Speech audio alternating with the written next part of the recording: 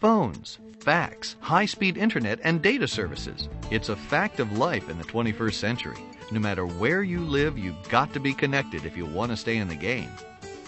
Hello, my name is David, and I'd like to talk to you about how you can keep pace with all these changes in telecommunications. Part of the strategy relies on something called the Universal Service Fund, or USF. USF is a program that allows our local independent phone companies to recover the extremely high costs of installing telecom networks in remote areas like yours. It all goes back to 1934 when Congress passed a law embracing the philosophy of universal service.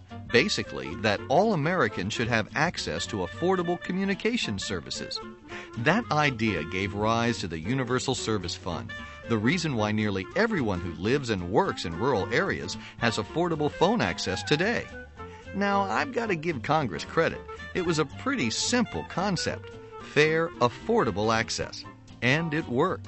94% of Americans have phone service. But times have changed, and so has Congress. A lot of people in Washington today believe USF is a handout, or a tax, or a hit on the U.S. Treasury.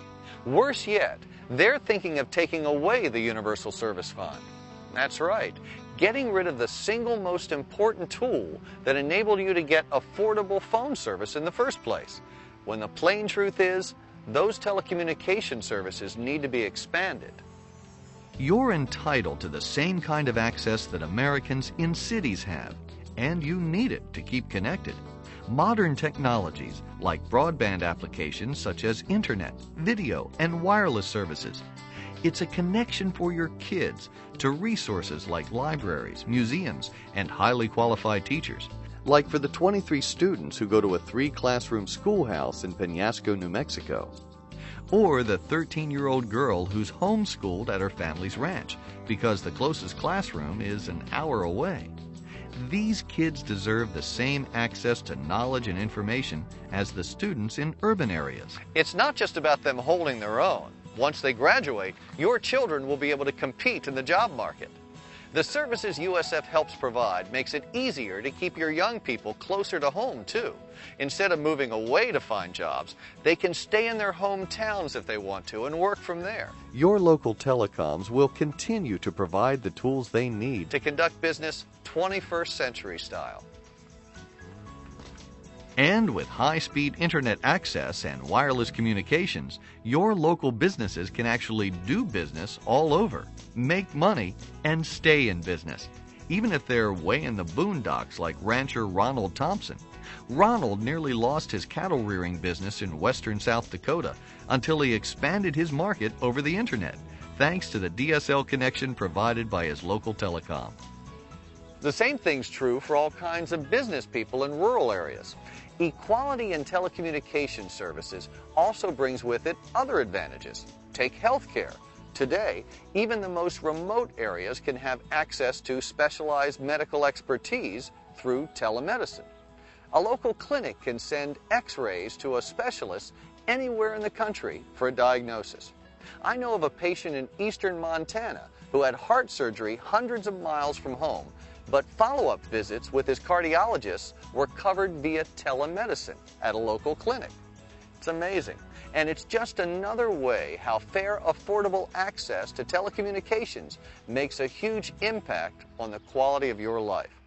Now, a whole lot of the credit for all this goes to the dedicated men and women of your local telecom companies.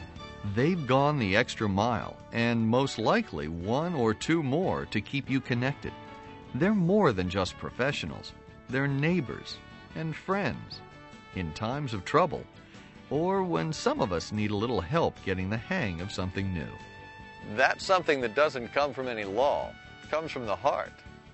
Their main job is to be there for their subscribers day in and day out. And they're so good at it, most of us probably don't even give it a thought when we dial a phone or go online. Even if there's a glitch in the system, we expect that they'll fix it quickly. Then comes an extreme situation, when it's hard to tell where their commitment stops and their courage begins. Hurricane Rita demolished enormous areas throughout southwest Louisiana and southwest Texas. The next day, that region's local telecom company hit the ground running. Nearly 40% of its customers' homes had been destroyed.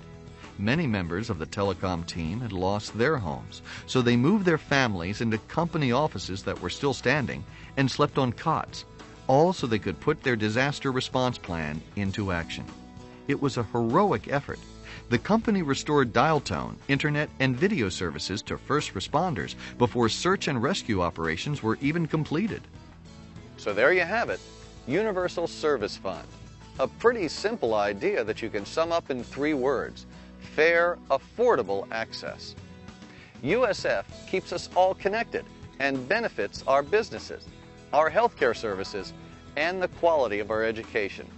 You can do something to keep it that way. Show your support for USF by signing up with the Coalition to Keep America Connected. That's www.keepamericaconnected.org. Tell your story loud and clear. Make a call to the people who represent you in Congress, or send them a letter. Tell them that you want fair, affordable access to the latest telecommunication services. Tell them that you support the Universal Service Fund that makes your connection possible. You can find contact information and sample letters on the Coalition's website. Thanks for your time, and thanks for being a partner in keeping America connected. Continuing and expanding the Universal Service Fund is the right thing to do for all of us.